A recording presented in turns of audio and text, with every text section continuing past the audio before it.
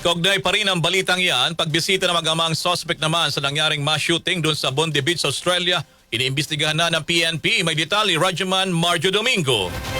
RNN Live Report!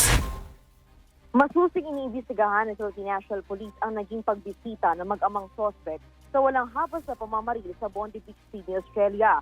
Matatandaan na kinumpirma na pumunta ng Davao ang dalawa at nanatili ng halos isang buwan.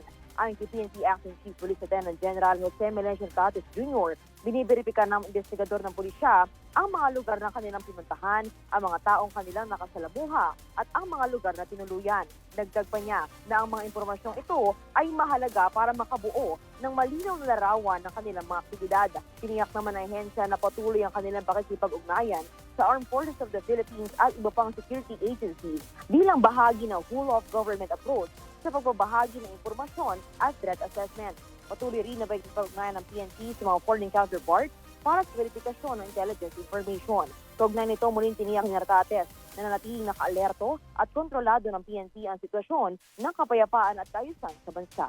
Kasama mo sa DZXL RMN Manila, Rajaman Marjo Domingo, sa Talk RMN.